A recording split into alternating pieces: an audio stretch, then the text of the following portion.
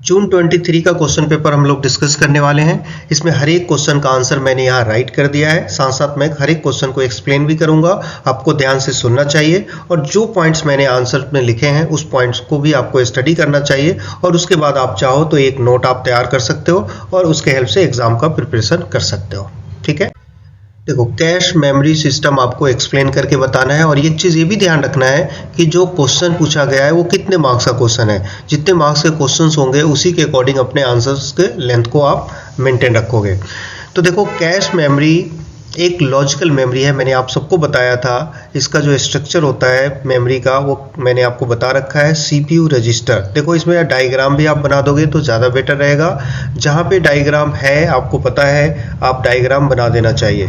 उसके बाद एक कैश मेमोरी, उसके बाद क्या होता है मेन मेमोरी, उसके बाद बताइए क्या होता है ये सेकेंडरी मेमोरी। ये आप सबको पता है, ये आपने देखा है, आप लोगों ने यूज़ किया है, राइट। ये देखिए ये इस तरह से डेटा का ट्रांसफॉर्मेशन होता है। अब ये जो कैश मेमोरी है ये cache memory actually logical memory होता है। सारे पॉइंट्स मैंने लिख दिया है। लॉजिकल मेमोरी है जो सीपीयू एंड मेन मेमोरी के बीच में ये अवेलेबल होता है, जैसा कि आप देख रहे हो। लॉजिकल का मतलब है ये कोड किया होता है, प्रोग्रामिंग किया होता है, ये फिजिकली कोई फिजिकल कंपोनेंट नहीं होता है। जैसे रैम आपका जो मेन मेमोरी है वो क्या होता है उसका फिजिकल कंपोनेंट होता है, बट ये लॉजिकली होता है, कोडिंग किया होता है इसके अंदर। ठीक है, तो ये देखो ये हाई स्पीड मेमोरी है, लॉजिकल मेमोरी है, ये सीपीयू एंड मेन मेमोरी के बीच में वर्क करता है और ये बफर का काम करता है। बफर का मतलब होता है कि यहाँ पर डेटा स्टोर होगा और इस यहाँ से सीपीयू डेटा को रीड करेगा या यहाँ डेटा को राइट करेगा। यानी कहने का मतलब ये है कि ये जो स्टोरेज जोन हो गया, डेटा स्टोरेज जोन हो जहाँ पे लॉजिकली टेम्पोरली डाटा स्टोर होता है, इसको हम लोग बफर कहते हैं। यहाँ जो इसकी एक्सेस टाइम होती है वो फास्ट होता है, जो मेन मेमोरी का एक्सेस टाइम है वो स्लो होता है। तो जब सीपीयू यहाँ से डायरेक्टली डेटा रीड करेगा तो वो स्लो स्पीड पे डेटा रीड करेगा। इस वजह से कैश मेमोरी यूज़ किया जाता है ताकि हर बार सीपीयू को मेन मेमोरी से डेटा रीड ना करना पड़े, वो कैश मेमोरी से डेटा रीड करे और जो सीपीयू की स्पीड होती है वो हाई स्पीड होती है, तो उस हाई स्पीड पे डेटा को रीड कर पाए। तो ये देखो ये 3 मेजर पॉइंट्स है। यहाँ पर जो क्वेश्चन हमें राइट करना है ये आई थिंक 2 मार्क्स का होगा, तो उस हिसाब से आप एक डायग्राम बना दो और इसके अंदर 2-3 पॉइंट्स आपके जो मेजर पॉइंट्स है वो आपको राइट कर देना चाहिए। ठीक है, समझ में आ गया। देखो पी रोम के यहाँ कुछ फीचर्स आपको राइट कर देने हैं। ये आपने पढ़ा हुआ है, रोम के बहुत सारे टाइप्स होते हैं, हम लोगों ने डिस्कस किया था, बता सकते हो आप लोग। P ROM, E P ROM, ई रोम, बहुत सारे वैरायटीज़ होते हैं। यहाँ पे सिर्फ पी रोम के फीचर्स आपको राइट करने हैं। ठीक है, देखिए ये प्रोग्रामेबल रोम है, ये नॉन वोलाटाइल होता है, इसको एक बार आप राइट कर सकते हो। ये जब मैन्युफैक्चर होता है तो एज ए ब्लैंक मैन्युफैक्चर होता है, उसमें एक बार डेटा राइट कर सकते हो। एक बार डेटा आपने राइट कर दिया तो ये दोबारा चेंज नहीं हो सकता। ऐसे छोटे छोटे पॉइंट्स आपको राइट कर देना चाहिए। ठीक है, देखिए हार्ड डिस्क ड्राइव को ही हम लोग विंचेस्टर डिस्क के नाम से जानते हैं। इसके अंदर एक डिस्क लगा होता है और इस डिस्क के ऊपर एक हार्डकोर मटेरियल से कवर किया होता है, यानी डिस्क आपको बाहर से दिखाई नहीं देगा। ये डिस्क एक शाफ्ट से कनेक्टेड होता है जिसके ऊपर ये रोटेट करता है। इसके साथ में यहाँ पर एक एक्सेस आर्म इसको कहते हैं और यहाँ पर इस पॉइंट पे इसको रीड एंड राइट हेड लगा होता है जो डेटा रीड एंड राइट करने का काम करता है। और ये इस पॉइंट पे ये जो डिस्क है ये रोटेट करता रहता है। बट ये सब कुछ इस तरह से कवर अप किया होता है कि इसके अंदर एयर का भी पासिंग नहीं हो सकता। ये हार्डकोर मटेरियल से कवर होता है, इसीलिए इसको कहा जाता है विंचेस्टर, यानी विंचेस्टर डिस्क एक विंचेस्टर टेक्निक है जिस टेक्निक का यूज करके इसको कवर अप किया जाता है, जिसके ये 3 मेजर कंपोनेंट है। मैंने यहाँ पे राइट भी कर दिया है। इसके अंदर एक मैग्नेटिक डिस्क होते हैं, एक्सेस आर्म हो सकता है, रीड एंड राइट हेड होते हैं जिसको शील्ड किया जाता है इस तरह से इस टेक्निक का यूज करके। ठीक है, तो ये सारे पॉइंट्स आपको राइट कर देने हैं और आप चाहो तो एक छोटा सा इस तरह से डायग्राम भी आप बना के दिखा सकते हैं। देखो ये write once read many memory इसको कहा जाता है। एक बार आपको राइट करना है, उसके बाद आप मेनी टाइम इसको रीड कर सकते हो। यानी ये CDB ब्लैंक डिस्क के फॉर्मेट में अवेलेबल है। इसको स्पेशल डिवाइस जो लेजर टेक्नोलॉजी के ऊपर बेस्ड होता है, इसके हेल्प से इसको एक बार आप राइट कर सकते हो और उसके बाद आप मेनी टाइम इसको रीड कर सकते हैं। ये सारे पॉइंट्स मैंने यहाँ पे राइट कर दिया है, आप इस पॉइंट्स को आप लिखिए। ठीक है, हो जाएगा क्लियर। देखो, आप सब ऑलरेडी जानते हो विकी या विकिपीडिया आप लोगों ने यूज़ किया है। ये एक कोलैबोरेटिव साइट होता है जहाँ पे यूज़र्स इसमें कंटेंट्स ऐड कर सकते हैं, डिलीट कर सकते हैं या मॉडिफाई कर सकते हैं। इसके हेल्प से आप नॉलेज शेयर कर सकते हो। नॉलेज शेयरिंग के लिए बेसिकली ये बनाया हुआ है। ये वेब पेजेस के फॉर्मेट में होता है या बहुत सारे वेब पेजेस होते हैं, कलेक्शन ऑफ वेब पेजेस होते हैं जिसमें हाइपरलिंक यूज़ किया होता है। मींस आप एक पेज का लिंक दूसरे पेज से दिया हुआ है, जैसे ही आप इस पर क्लिक करोगे तो ये वाला पेज ऑटोमेटिकली ओपन हो जाएगा। और बेसिकली इसमें बहुत सारी इन्फॉर्मेशन ऐसे अवेलेबल होता है जिसको सर्च करके आप अपनी नॉलेज बढ़ा सकते हैं या अपने बिजनेस को इंक्रीज कर सकते हो, बिजनेस एक्टिविटीज़ को इम्प्रूव कर सकते हो। तो इस पर्पज़ के लिए यूज़ किया जाता है। तो देखो, अभी इसमें 2 मार्क्स का क्वेश्चन है। इसमें आपको इसमें से 2-3 पॉइंट्स जो भी आपको ईजी लगता है आप उसको याद कीजिए और उसको लिखिए, ठीक है। देखिए, अब नेक्स्ट क्वेश्चन है हमारा, need and working of any 2 input device. आप लोग ऑलरेडी जानते हो, बहुत सारे इनपुट डिवाइसेस आपने पढ़े होंगे। कोई भी 2 इनपुट डिवाइस आप यहाँ पे एक्सप्लेन कर लो। मैंने यहाँ पे keyboard and track ball input किया हुआ है। बाकी आप कोई भी 2 इनपुट डिवाइस उसके बारे में आपको एक्सप्लेन करना है, वो आप कर लोगे इजीली, ठीक है। देखो, इस क्वेश्चन में ऑपरेटिंग सिस्टम को आपको डिफाइन करना है और इसके 4 सर्विसेज आपको बताने। बहुत इंपॉर्टेंट क्वेश्चन है, ऐसे क्वेश्चंस आपके एग्जाम में जरूर आते हैं। तो देखिए, यहाँ पे मैंने ऑपरेटिंग सिस्टम को इस तरह से पॉइंट टू पॉइंट डिफाइन किया है। आप इसको इजीली याद रख सकते हो, इस वजह से मैंने इस तरह से राइट किया है। ऑपरेटिंग सिस्टम एक सिस्टम सॉफ्टवेयर है। देखो, इसको मास्टर सॉफ्टवेयर भी कहते हैं, प्राइमरी सॉफ्टवेयर कहते हैं, सिस्टम सॉफ्टवेयर कहते हैं। जो सिस्टम के लिए ज़रूरी है, इसके बिना आपका सिस्टम वर्क नहीं कर सकता। इसके अंदर होता क्या है, देखिए बहुत सारे प्रोग्राम्स बने होते हैं, यानी लार्ज कलेक्शन ऑफ प्रोग्राम जो सभी रिसोर्सेज, कंप्यूटर के रिसोर्सेज को मैनेज करता है। यानी हार्डवेयर एंड सॉफ्टवेयर से रिलेटेड जितने भी कंपोनेंट्स होंगे, पेरिफेरल्स होंगे, सभी पेरिफेरल को ये मैनेज करता है, कंट्रोल करता है। बेसिकली ये यूज़र और सिस्टम के बीच, सपोज करो आप यूज़र हो और ये सिस्टम है, तो ये ऑपरेटिंग सिस्टम की वजह से ही आप यानी यूज़र सिस्टम पे वर्क करता है। यानी ऑपरेटिंग सिस्टम नहीं होगा तो आपके लिए सिस्टम क्या है, सिर्फ एक बॉक्स हो जाता है, वो कुछ भी वर्क नहीं करेगा। तो इसलिए कहा गया है कि ये एक इंटरफेस का काम करता है सिस्टम और यूज़र के बीच में। इसके बिना आप काम नहीं कर सकते। मैंने कुछ एग्जांपल्स दे दिए हैं यहाँ पर, Windows, Linux, Mac OS, Android, ये सारे ऑपरेटिंग सिस्टम्स हैं, ठीक है। तो चलो, डेफिनेशन के लिए तो आपको ये पॉइंट्स राइट करने हैं। सबसे पहले हम लोग डिस्कस कर लेते हैं file management system. File management system का टास्क है कि ये हमारे कंप्यूटर में जितने भी अवेलेबल स्पेसेस हैं, मेमोरी स्पेस की मैं बात कर रहा हूँ, वो सभी स्पेस को ये ट्रैक करता है, यानी आइडेंटिफाई करता है कि कितने मेमोरी स्पेस अवेलेबल है। और जैसे ही हम लोग कोई फाइल बनाते हैं, सपोज कीजिए आपने एक फाइल बनाया है और इसको 2 किलोबाइट मेमोरी स्पेस की ज़रूरत है, तो ये मेमोरी स्पेस अवेलेबल करवाता है और जहाँ फाइल के डाटा वहाँ पर स्टोर होता है। और जैसे इस फाइल को आप डिलीट कर देते हो तो ये फिर मेमोरी स्पेस डी एलोकेट कर देता है। ये मैंने यहाँ पे राइट कर दिया है। यानी इसका एक टास्क ये भी है, फाइल के लिए मेमोरी स्पेस एलोकेट करना और डी एलोकेट करना। ये आपके फिजिकल लोकेशन को भी मेंटेन रखता है, यानी आप जहाँ भी फाइल हमारा स्टोर होता है उसका एक एड्रेस होता है और उस एड्रेस से पता लगा लेता है कि फाइल का एक्चुअल लोकेशन क्या है। और जैसे ही आप फाइल का नेम सबमिट करते हो, जैसे सपोज कीजिए आपने एक BCA1 के नाम से कोई फाइल बनाया हुआ है MS वर्ड में, तो आप BCA1 फाइल को जैसे ही क्लिक करोगे तो ऑपरेटिंग सिस्टम उस नेम से ये पता लगा लेगा कि उसका फिजिकल लोकेशन क्या है, यानी कंप्यूटर स्टोरेज में कहाँ स्टोर किया गया है, और वहां से फाइल को डायरेक्टली ये एक्सेस कर लेता है और हमारे स्क्रीन पे डिस्प्ले कर देता है। तो ये देखिए, छोटे छोटे पॉइंट्स मैंने आपको राइट कर दिया है, राइट करके बताया है। यहाँ पे ये सारे पॉइंट्स को आपको ध्यान में रखना चाहिए। क्लियर हो गया फाइल मैनेजमेंट सर्विस। देखो, ये सेकंड सर्विस है इनपुट आउटपुट से रिलेटेड, यानी ऑपरेटिंग सिस्टम इनपुट आउटपुट से रिलेटेड सभी टास्क को ये मैनेज करता है, कंट्रोल करता है। आप सब जितने भी डिवाइसेस कंप्यूटर में कनेक्ट करते हो उसमें या तो डेटा उससे इनपुट हो रहा है या डेटा आउटपुट हो रहा है, तो ऑपरेटिंग सिस्टम इसके साथ कम्युनिकेशन एस्टेब्लिश करता है। जैसे सपोज करो आपने एक प्रिंटर कनेक्ट किया है अपने सिस्टम से, कंप्यूटर सिस्टम से, तो ये कंप्यूटर सिस्टम हमारे प्रिंटर के साथ किस तरह से कम्युनिकेट करेगा, इसके लिए भी ऑपरेटिंग सिस्टम रिस्पॉन्सिबल है। यानी आपको पता है कि हर एक डिवाइस का एक ड्राइवर होता है और उस ड्राइवर के हेल्प से ऑपरेटिंग सिस्टम उस डिवाइस के साथ कम्युनिकेट करता है। तो ये भी पॉइंट मैंने यहाँ पे राइट कर दिया है। इनपुट आउटपुट ड्राइवर प्रोग्राम होता है जिसके हेल्प से डिवाइस के साथ ऑपरेटिंग सिस्टम कम्युनिकेट करता है। और एक और API आपको पता है, एप्लीकेशन प्रोग्रामिंग इंटरफेस। जैसे आप जो आपके सामने API स्क्रीन पे दिखाई देता है जहाँ पे आप टास्क इनपुट करते हो और वहाँ से वो डेटा ऑपरेटिंग सिस्टम रीड करता है, तो API के हेल्प से भी वो टास्क को रीड करता है। समझ में आ गया। नहीं समझ में आया? चलिए ठीक है, मैं एक एग्जांपल बताता हूँ।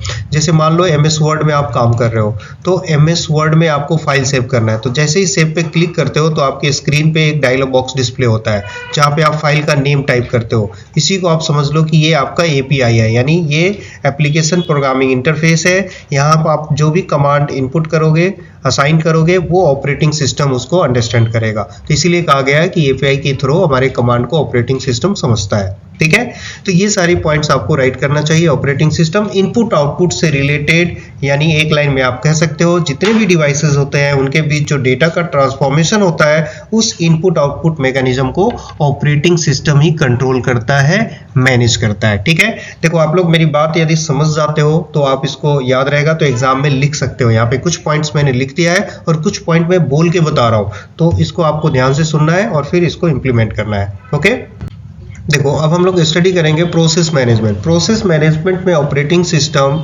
मल्टीपल प्रोसेस को एक साथ कंट्रोल करता है, एग्जीक्यूट करता है। देखो प्रोसेस का मतलब है कि कोई भी रनिंग प्रोग्राम है तो इसका मतलब है वो प्रोसेस हो सकता है। या मैंने राइट कर दिया है, every executing program is treated as a process. जो भी प्रोग्राम आप एग्जीक्यूट करते हो वो सबको प्रोसेस कहते हैं। और प्रोसेस के कई स्टेज होते हैं, स्टेप होते हैं। देखो सबसे पहले प्रोसेस क्रिएट होता है, यानी नया प्रोसेस बनता है। नया प्रोसेस बनने के बाद वो रेडी होता है। रेडी का मतलब वो प्रिपेयर्ड होता है, वो रन करने के लिए सारे रिसोर्सेज को इकट्ठा करता है। और जब सारे रिसोर्सेज उसके पास हो जाते हैं तो वो प्रोसेस क्या होता है, रनिंग मोड में आता है। और जैसे ही रनिंग मोड में आता है तो उसमें दो कंडीशन बनते हैं, या तो आपका टास्क फिनिश हो जाएगा, जिस टास्क के लिए आपने इसको एग्जीक्यूट किया था, तो टास्क कंप्लीट हो जाता है तो डेड मोड में चला जाता है। अदरवाइज वो क्या होता है, वेटिंग मोड में चला जाता है। यानी ये जो प्रोसेस रन हो रहा था, रन के बाद वो वेट करता है और फिर उसके बाद फिर वो दोबारा रेडी होता है, फिर टास्क को परफॉर्म करता है और वेट करता है। यानी ये 1 2 3 4 5 स्टेजेस हो सकते हैं। बट ये सारे मैंने आपको समझाने के लिए कहा, याद रहता है तो इसको लिखोगे, अदरवाइज ये इतना ज़रूरी नहीं है। बट ये सारे पॉइंट्स आप लिख सकते हैं कि ऑपरेटिंग सिस्टम मल्टीपल प्रोसेस को, मल्टीपल टास्क को एक साथ मैनेज करता है। दो प्रोसेस आपस में कम्युनिकेट करता है, इसको हम लोग इंटर प्रोसेस कम्युनिकेशन कहते हैं। तो ये जो 2-3 पॉइंट्स हैं छोटे छोटे, मल्टी थ्रेडिंग, यानी जो प्रोसेस का स्मॉलेस्ट यूनिट होता है उसको थ्रेड कहते हैं। तो यहाँ पर मल्टीपल थ्रेड एक साथ एग्जीक्यूट होता है। तो ये छोटे छोटे पॉइंट्स आप लिख सकते हो। यानी ऑपरेटिंग सिस्टम के अंदर जितने भी प्रोसेस एग्जीक्यूट होते हैं वो सभी प्रोसेस को कंट्रोल करता है, मैनेज करता है। तो ये गलत नहीं होगा। ठीक है, देखिए नेक्स्ट सर्विसेज है मेमोरी मैनेजमेंट, जो मेमोरी से रिलेटेड सर्विस को मैनेज करता है। यानी ये मेमोरी स्पेस को ट्रैक करता है, कंप्यूटर में कितने मेमोरी स्पेस अवेलेबल है और प्रोग्राम के लिए मेमोरी स्पेस एलोकेट करता है। देखो मैंने यहाँ पे राइट किया है प्रोग्राम, यानी जैसे आप कोई भी प्रोग्राम स्टार्ट करते हो, एग्जीक्यूट करते हो, सपोज कीजिए P1 और P2 दो प्रोग्राम को मैं रन करना चाहता हूँ, तो सबसे पहले ये कहाँ जाएगा, रैम के अंदर। ये आप सबको पता है। इसके बॉटम पार्ट में क्या होता है, OS होता है। और ये P1 को अब कितना स्पेस चाहिए उतना स्पेस ये एलोकेट करता है यहाँ पर, और P1 यहाँ पे लोड हो जाता है। उसके बाद P2 को कितना स्पेस चाहिए, ये ऑपरेटिंग सिस्टम इसको एलोकेट करता है और P2 को यहाँ पे लोड होता है। तो मैं यहाँ बात कर रहा हूँ रैम के अंदर जो प्रोग्राम लोड होता है उसकी मेमोरी को ये मैनेज करता है, कंट्रोल करता है। और इसको कहा जाता है पार्टीशन। ये जो पार्ट बन रहा है आप देख रहे हो, ये पार्टीशन है, जहाँ पर ये इसके साइज के अकॉर्डिंग मेमोरी पार्टीशन, यानी मेमोरी को छोटे छोटे ब्लॉक में डिवाइड कर दिया जाता है। और इसके दो तरह के होते हैं, स्टैटिक होता है। एक स्टैटिक होता है कि एक बार जो ये डिवाइड हो गया वो चेंज नहीं हो सकता, और एक डायनामिक होता है कि जैसे अभी ये डिवाइड हो गया, इसका साइज फिक्स नहीं रहेगा। मान लो कोई दूसरा प्रोग्राम आ रहा है, उसकी साइज ज़्यादा है या कम है, तो उसके अकॉर्डिंग है मेमोरी इसकी जो पार्टीशन है उसकी साइज को एडजस्ट कर सकता है। तो ये मेमोरी से रिलेटेड सर्विस को मैनेज करता है। ये 2-3 पॉइंट्स आपको राइट कर देना चाहिए। ठीक है, तो आई थिंक ये हमारा कंप्लीट हो गया। ये wired communication and wireless communication में क्या डिफरेंस है आप सबको पता है। वायर्ड कम्युनिकेशन का मतलब है जो इसमें डिवाइसेस कनेक्ट होते हैं वो सभी डिवाइसेस एक फिजिकल मीडियम से कनेक्ट होते हैं, वायर्ड से कनेक्ट होता है, इसीलिए इसको हम लोग वायर्ड कम्युनिकेशन नेटवर्क के नाम से भी जानते हैं। ठीक है, ये समझ में आ गया, ये मैंने यहाँ पे राइट कर दिया है। उसके बाद देखिए इसमें दूसरा ऑप्शन है कि ये लेस मोबाइलिटी, मतलब इसके पास जैसे सपोज करो कि हमारा कोई डिवाइस है, कनेक्टेड है इससे केबल के थ्रू, तो इसमें मूव करने का जो रेंज है वो फिक्स है। इस रेंज से बाहर आप मूव नहीं कर सकते, उससे बाहर नहीं जा सकते, क्योंकि ये फिक्स पॉइंट से एक केबल के थ्रू कनेक्टेड होगा। बट इसकी जो डेटा ट्रांसमिशन की स्पीड होती है वो हाई होती है हमेशा। मीन्स वायरलेस नेटवर्क की स्पीड कम होती है बट वायर्ड वाले की ज़्यादा होती है। इस चीज़ को आपको नोट करना है। अब इसमें सिक्योरिटी थ्रेट्स कम होते हैं, यानी इसमें सिक्योरिटी ब्रीच होने के चांसेस कम होते हैं, जल्दी से कोई इसकी सिक्योरिटी यानी इस नेटवर्क से डेटा थीप डेटा चोरी नहीं कर सकता। ठीक है, आपको ये पॉइंट राइट करना है। एंड ओवरऑल इसका मतलब क्या है, ये ज़्यादा रिलायबल है, मोर रिलायबल है, यानी इस नेटवर्क पे आप ज़्यादा भरोसा कर सकते हैं। यदि वायर्ड और वायरलेस नेटवर्क दोनों दिया हो तो इसमें वायर्ड वाले पे आपको ज़्यादा भरोसा करना चाहिए। क्लियर? देखो, वायरलेस कम्युनिकेशन का मतलब है कि इसमें कोई फिजिकल मीडियम नहीं होता है। जैसे ये दो ए और बी दो डिवाइस है तो ये लॉजिकली कनेक्ट होता है, बट इसके बीच में कोई फिजिकल मीडियम नहीं होता। बहुत सारे टेक्नोलॉजी है वायरलेस मीडिया के लिए, ये आपका है रेडियो वेव, माइक्रोवेव और अदर वायरलेस टेक्नोलॉजी, जैसे आप जानते हो ब्लूटूथ आप यूज़ करते हो, सैटेलाइट यूज़ करते हो, तो ऐसे कम्युनिकेशन को हम लोग वायरलेस कम्युनिकेशन के नाम से जानते हैं। इसमें एक बेनिफिट मिलता है यूज़र को, मोबाइलिटी टू यूजर्स, यानी यूजर्स मूव कर सकता है। एक इसका एरिया लार्ज एरिया होता है, आप उस एरिया में मूव कर सकते हैं। जैसे हम लोग मोबाइल यूज़ करते हैं तो कहीं भी आप इसको जा सकते हो, प्लेस चेंज कर सकते हो, इसमें ये आपको बेनिफिट मिलता है। बट इसका जो डेटा ट्रांसमिशन है वो लो होता है, स्पीड इसकी हमेशा लो होता है यदि वायर्ड वाले नेटवर्क से कंपेयर करो। मैं ये नहीं कह रहा हूँ कि बहुत ज़्यादा लो होता है, बट वायर्ड वाले नेटवर्क से कंपेयर करोगे तो इसका जो डेटा ट्रांसमिशन स्पीड होता है वो कम होता है। इसके अंदर सिक्योरिटी थ्रेट्स ज़्यादा होते हैं। सिक्योरिटी थ्रेट्स का मतलब है कि जो हैकर्स है इसमें डेटा हैक करने के चांसेस ज़्यादा हो सकते हैं, और यदि कंपेयर करें तो लेस रिलायबल है। देखो, मैं ये नहीं कह रहा हूँ कि ये बिल्कुल रिलायबल नहीं है, मीन्स कंपेयर करें वायर्ड वाले से तो इसकी रिलायबिलिटी उससे कम है, इस वजह से मैंने ये लिखा है। देखिए, छोटे छोटे पॉइंट्स हैं, इसको आप लोग याद करो, इजीली याद कर सकते हो, और फिर इसको आप नोट डाउन कीजिए अपने नोटबुक पे और फिर इसको याद करो। ठीक है, इस क्वेश्चन में आपको need of MS Excel write करना है। एमएस एक्सेल को आप लोग सबसे पहले डिफाइन कर लो। जैसा कि मैंने आपको बताया है, एमएस एक्सेल क्या है, स्प्रेडशीट प्रोग्राम होता है। स्प्रेडशीट प्रोग्राम का मतलब है कि ये इसके जो शीट होते हैं, पेज होते हैं, इसको रो एंड कॉलम्स में इस तरह से डिवाइड किया जाता है और इसके अंदर हम लोग डेटा फीड करते हैं, और इस डेटा के ऊपर इजीली आप अरिथमेटिक कैलकुलेशन कर सकते हो। यानी एमएस एक्सेल का यूज़ क्या है, अरिथमेटिक कैलकुलेशन करने के लिए, स्टैटिस्टिकल कैलकुलेशन करने के लिए, डेटा को ऑर्गेनाइज करने के लिए, और डेटा को के ऊपर डेटा एनालिसिस। डेटा एनालिसिस का मतलब है कि डेटा के ऊपर डिफरेंट टाइप्स के फंक्शंस आप अप्लाई कर सकते हैं जैसे कंपनी की रिक्वायरमेंट हो। ऐसे बहुत सारे टूल्स इसके अंदर अवेलेबल होते हैं। तो ये हमारी नीड है कि ईजिली डेटा को मैनिपुलेट करने के लिए आप एमएस एक्सेल सॉफ्टवेयर का यूज़ करेंगे। इसके कुछ फीचर्स आपको यहाँ पे मैंने दिया हुआ है, आप इसमें से कोई भी फीचर यूज़ कर सकते हो, या इसके अलावा और भी बहुत सारे फीचर्स है, कोई भी आप 4 फीचर्स यहाँ पे लिस्ट कर सकते हो, बना सकते हो, दिखा सकते हो। देखिए, पेस्ट स्पेशल का मतलब है ये आपको ऑप्शन देता है कि जब किसी डेटा को आप पेस्ट करते हो, जैसे मान लो यहाँ पे मैंने टेक्स्ट लिखा हुआ है, जिसको आपने यहाँ पे कॉपी किया, जब यहाँ पे आप पेस्ट करोगे तो आपके पास ये ऑप्शन होगा कि क्या पेस्ट करना चाहते हो, क्या सिर्फ इसका फॉर्मेट पेस्ट करना है, या इसका कंटेंट्स पेस्ट करना है, या और कुछ। तो ये paste special features MS Excel के अंदर एक यूनिक फीचर है जिसके जो आप डेटा को पेस्ट करने के लिए यूज करते हो। कंडीशनल फॉर्मेटिंग का मतलब है कंडीशन के अकॉर्डिंग आपको कोई फॉर्मेट अप्लाई करना हो तो आप ऐसा कर सकते हो। जैसे मान लीजिए ये डेटा है और हमें ऐसा कंडीशन अप्लाई करना है कि जो 5 के इक्वल हो या लेस देन हो उसका कलर चेंज करना है, उसका कलर मान लो हमें रेड करना है। तो आप एक एक करके करने की बजाय आप क्या करोगे कि कंडीशनल फॉर्मेटिंग में जाइए और ये कंडीशन सेट कर दो, तो ऑटोमेटिकली जो भी 5 से लेस देन होगा, इक्वल होगा, उन सब के ऊपर ये फॉर्मेट अप्लाई हो जाएगा। ठीक है, इसमें हम लोग चार्ट इंसर्ट कर सकते हैं। डेटा एनालिसिस टूल्स है, आज की डेट में आप देख रहे हो डेटा एनालिसिस कोर्स होते हैं अलग से, बहुत सारे डेटा एनालिसिस के टेक्निक और टूल्स है वो इसके अंदर अवेलेबल है। इसके हेल्प से डिफरेंट टाइप्स के डेटा मैनिपुलेशन कर सकते हैं जैसा इंडस्ट्री कंपनी की रिक्वायरमेंट है। डेटा फिल्टर यानी लार्ज कलेक्शन ऑफ डेटा हो और उसमें से पर्टिकुलर किसी डेटा को सर्च करना हो या डेटा ग्रुप को सर्च करना हो तो आप इजीली इसमें सर्च कर सकते हो। तो देखिए ये सारे बेनिफिट्स है, ये फीचर्स हैं इसके जिसका यूज हम लोग एमएस एक्सेल में करते हैं। तो इसको आप राइट कर देना है, सिर्फ नाम राइट कर दो। 5 मार्क्स का क्वेश्चन है तो आपने डिफाइन कर दिया और ये आप सिर्फ पॉइंट टू पॉइंट ये राइट कर दो। हो सके आप यदि आप लिखना चाहते हो तो आप एक एक लाइन आप इसमें राइट कर सकते हो, अदरवाइज इसकी जरूरत नहीं है। ठीक है, इस क्वेश्चन में आपको एक्सप्लेन करना है नेटवर्क टोपोलॉजी। टोपोलॉजी क्या होता है? देखो, टोपोलॉजी का मतलब होता है अरेंजमेंट ऑफ डिवाइसेस, यानी जब भी हम लोग नेटवर्क इम्प्लीमेंट करते हैं तो उसमें बहुत सारे डिवाइसेस यूज़ होता है।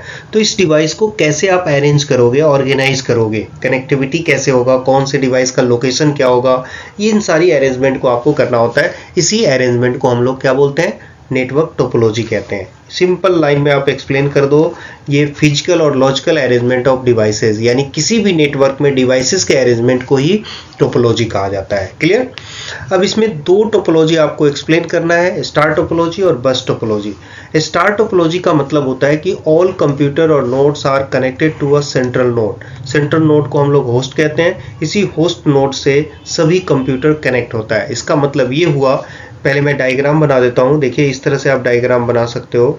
ये आपका एक सेंट्रल होस्ट है, होस्ट डिवाइस है।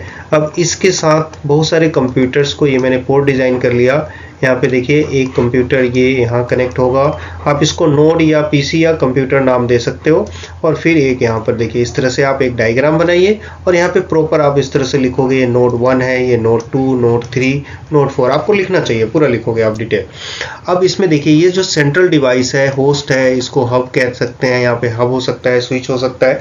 तो ये कोई भी कंप्यूटर डेटा को ट्रांसमिट करना चाहता है तो डायरेक्टली इसको नहीं भेज सकता। जैसे नोड 1 नोड 2 को डायरेक्ट डेटा नहीं भेजता है। वो डेटा यदि नोड 2 को भेजना चाहता है तो ये डेटा ट्रांसमिशन पहले कहाँ होगा, होस्ट कंप्यूटर पे होगा, होस्ट डिवाइस पे होगा, और उसके बाद यहाँ से ये फिर ये इसको डेटा डिलीवर होगा।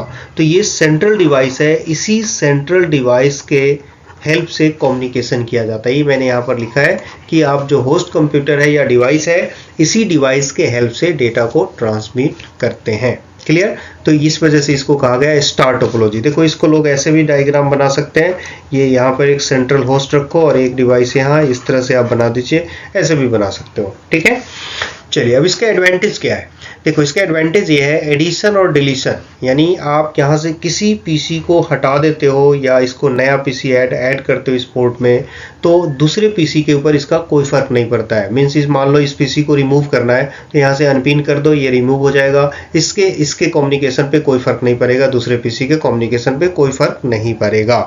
ये मैंने यहाँ पे राइट कर दिया है कि ऐड या डिलीट करते हो, यानी किसी पीसी को नोड को यहाँ से हटाते हो, रिमूव करते हो, तो नेटवर्क पे कोई भी इफेक्ट नहीं आएगा, यानी दूसरे कंप्यूटर पे कोई इफेक्ट नहीं आएगा। ये ज़्यादा रिलायबल है क्योंकि एक कंप्यूटर फेल हो जाए तो दूसरे कंप्यूटर पे कोई फर्क नहीं पड़ता। और इसमें मल्टीपल केबल आप यूज़ कर सकते हैं। जैसे मान लो इस कंप्यूटर के कनेक्टिविटी के लिए हमने कोई और केबल यूज़ किया, इसके लिए कोई और, मतलब डिफरेंट टाइप्स के केबल आप यूज़ कर सकते हैं। ये आपको इसमें बेनिफिट मिलता है। ठीक है, स्टार टोपोलॉजी के कुछ डिसएडवांटेज भी हैं। देखो स्टार टोपोलॉजी में जैसा कि आप लोगों ने देखा कि एक सेंट्रल हब होता है, तो इस हब की रिक्वायरमेंट होती है, तो इसकी भी कॉस्ट बढ़ जाती है। प्लस इसमें डिफरेंट टाइप्स के केबल यूज़ कर सकते हैं और केबल की लेंथ अलग अलग हो सकता है कंप्यूटर के लोकेशन के अकॉर्डिंग, तो इस वजह से आपकी कॉस्ट बढ़ जाती है। तो इस वजह से कहा गया है कि ये एक्सपेंसिव है। और एक और मेजर डिसएडवांटेज ये है, जैसा कि अभी हम लोगों ने डिस्कस किया था, कि एक कंप्यूटर फेल हो जाए यानी ये खराब हो जाए तो दूसरे कंप्यूटर पे इसका कोई फर्क नहीं पड़ता है। लेकिन जब ये सेंट्रल डिवाइस ही फेल हो जाए तो देखो क्या होगा, आपस में कंप्यूटर कम्युनिकेट नहीं कर सकता, पूरा नेटवर्क आपका डाउन हो जाएगा। तो इसके दो मेजर डिसएडवांटेज है, इस चीज़ को भी आपको ध्यान में रखना चाहिए। ठीक है, देखिए बस टोपोलॉजी में हमें डिस्कस करना है। ये सबसे पहले मैं डायग्राम बता दूं। जो ये बस टोपोलॉजी में एक मेन केबल है और इसी केबल से सभी पीसीज या नोड आपस में ऐसे कनेक्टेड होते हैं। इस तरह से आप डायग्राम बना सकते हैं। ये देखिए, ये आपका node 1, yes, node 2, node 3 and node 4। इस तरह से एक डायग्राम आप जरूर बनाओगे, क्वेश्चन में दिया हुआ था, डायग्राम बनाइए। और ये जो मेन केबल है इसी को हम लोग कहते हैं बस। इसी बस से कम्युनिकेशन पॉसिबल है सिंगल केबल के हेल्प से। अब यदि पीसी 1 यानी नोड 1 डेटा को ट्रांसमिट करना चाहता है तो ये सबसे पहले ये पता लगाएगा कि ये पाथ फ्री है या नहीं है। यदि पाथ फ्री है तो डेटा को ट्रांसमिट करेगा, पाथ फ्री नहीं है तो ये वेट करेगा। जैसे ही पाथ फ्री होगा, यानी ये लिंक जो केबल है, केबल का पाथ फ्री होगा, उसके बाद वो डेटा को ट्रांसमिट कर सकता है। ये सारी पॉइंट्स मैंने लिख दिया है, यहाँ पे छोटे छोटे पॉइंट्स है, इसको पॉइंट्स बना के लिख लो। ये फर्स्ट पॉइंट, सेकंड पॉइंट में है, ये जो डेटा ट्रांसमिट होता है इसको फ्रेम कहते हैं, यानी फ्रेम के फॉर्म में डेटा को ट्रांसमिट होता है। और एक कंप्यूटर वेट करता है जब तक ये पाथ फ्री नहीं होगा तब तक वो डेटा ट्रांसमिट नहीं कर सकता।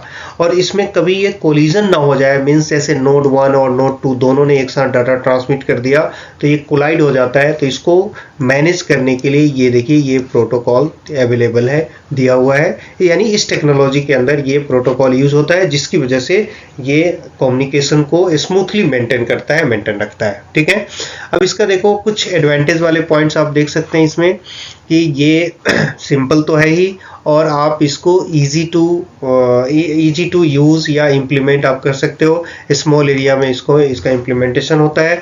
इसमें केवल कम अमाउंट में केबल लगता है, देख रहे हो, least amount of cable, easy to implement and extend, जैसा कि मैंने पहले बताया। इसमें एक कंप्यूटर फेल हो जाए तो दूसरे पे इफेक्ट नहीं होता है, बट इसके कुछ डिसएडवांटेज भी है। देखिए यहाँ पे performance degrade as additional computer, जैसे आप ये केबल है, इसमें अभी मान लो 4 नोड हमने कनेक्ट किया हुआ है, जैसे नंबर ऑफ नोड इसमें बढ़ेंगे वैसे वैसे इसकी जो परफॉर्मेंस है वो डाउन होता जाएगा। इसी को मैंने लिखा है यहाँ पर, क्या, डिग्रेड होता चला जाएगा।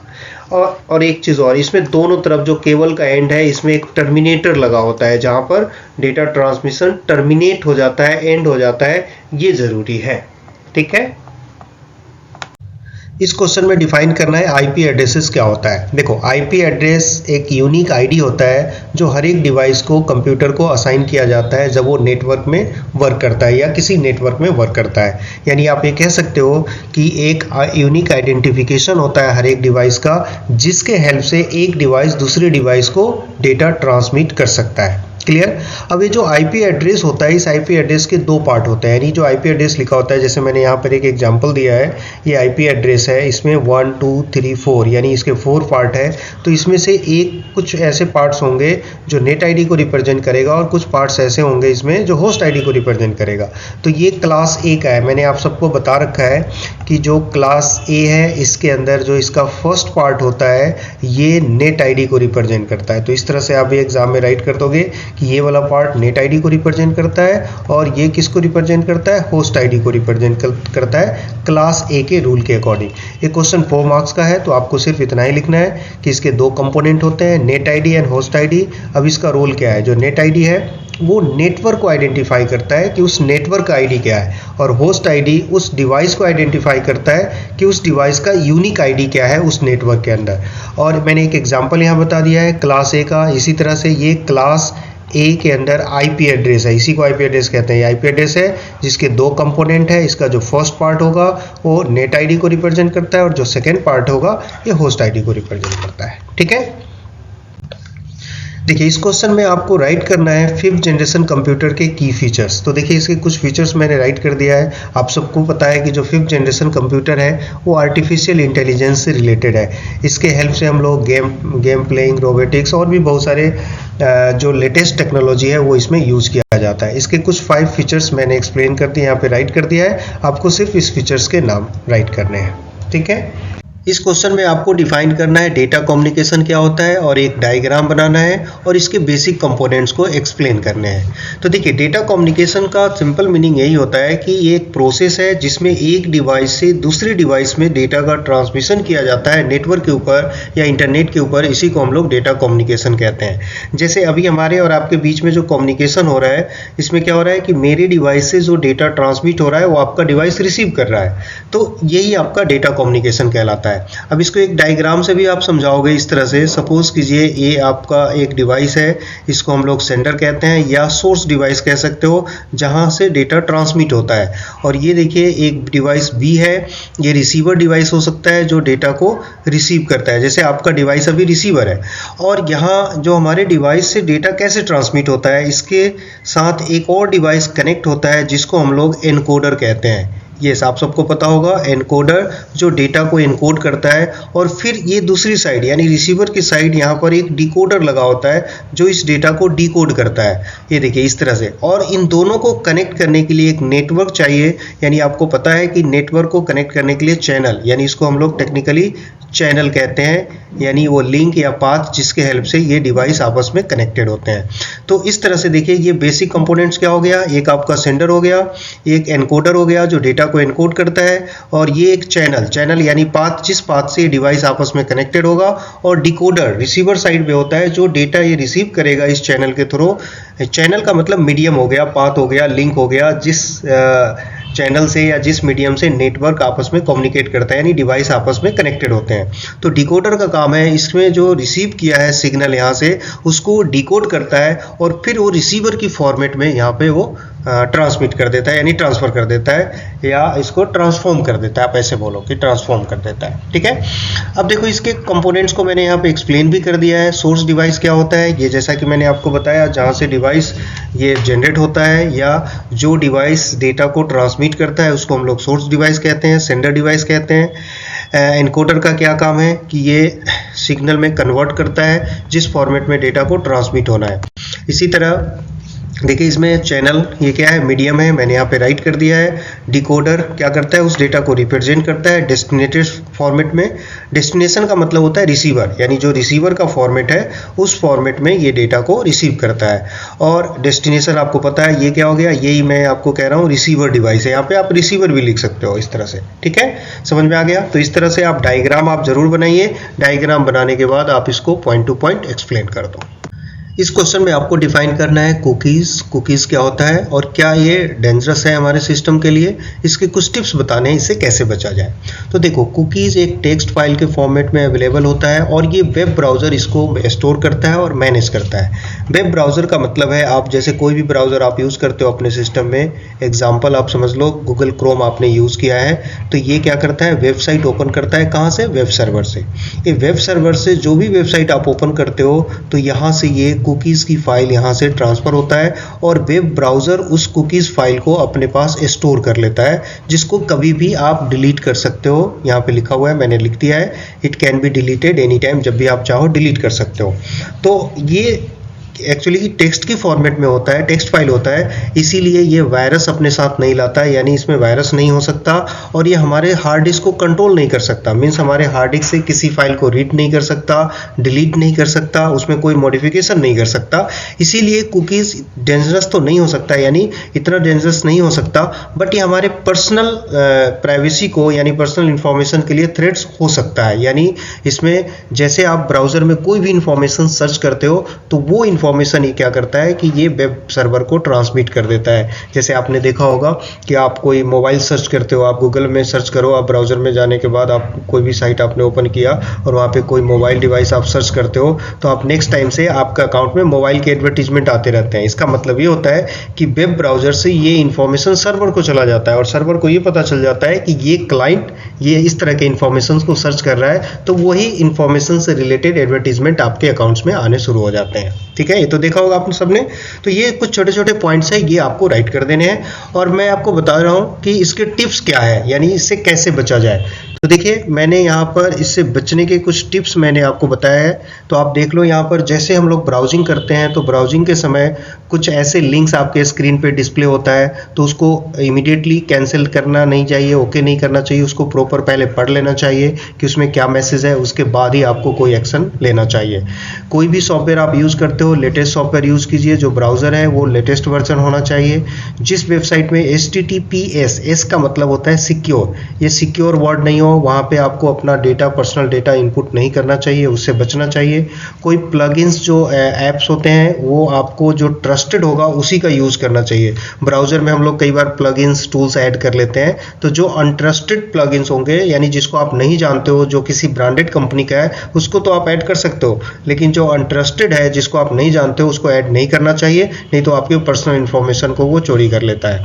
और किसी भी अनट्रस्टेड वेबसाइट यानी जो इलीगल वेबसाइट है जिसको आप ट्रस्ट नहीं कर सकते, आप उस साइट को विजिट नहीं करोगे, उस पर कोई अपना इन्फॉर्मेशन सबमिट नहीं करोगे। ये सारे छोटे छोटे पॉइंट्स मैंने राइट कर दिए हैं, इसको आप राइट कर सकते हो। ठीक है, देखो इस क्वेश्चन में आपको प्रॉक्सी सर्वर के बारे में लिखना है। देखो प्रॉक्सी सर्वर एक सर्वर है जो नेटवर्क में यूज़ होता है, यानी दो डिवाइस के बीच यानी क्लाइंट और सर्वर के बीच में एक प्रॉक्सी सर्वर है। तो इन दोनों के बीच में जो कम्युनिकेशन होता है, ये क्लाइंट और सर्वर की मैं बात कर रहा हूँ, तो इसके बीच में प्रॉक्सी सर्वर्स एक इंटरमीडिएट का रोल प्ले करता है, जो एक कम्युनिकेशन स्टैंडर्ड को डिफाइन करता है, रूल डिफाइन करता है कि इसमें क्या क्लाइंट को एक्सेस करना है, क्या क्लाइंट को एक्सेस नहीं करना है। ऐसा यहाँ पे कुछ रूल्स कंडीशंस हम लोग इंप्लीमेंट कर सकते हैं। जैसे यहाँ पे मैंने राइट कर दिया है, ये कंपनी में यूज़ होता है प्रॉक्सी सर्वर एम्प्लॉय को प्रिवेंट करने के लिए कि कोई पर्टिकुलर वेबसाइट वो एक्सेस ना करे, और सिक्योरिटी को कंट्रोल करने के लिए यूज़ किया जाता है, और इससे ओवरऑल हमारे नेटवर्क की जो परफॉर्मेंस है वो इम्प्रूव होता है। ये एक्चुअली फिल्टर का भी काम करता है, जो डेटा ट्रांसमिट होता है दोनों के बीच, इसके बीच में फिल्ट्रेशन का भी वर्क करता है। ये मैंने छोटे छोटे पॉइंट्स आपको राइट कर दिए हैं, तो इस तरह से आप ये पॉइंट्स राइट कर सकते हो। 3 मार्क्स का क्वेश्चन है, आप एटलीस्ट 3 to 4 पॉइंट्स आप लिखोगे, आपको मार्क्स मिल जाएंगे। ठीक है।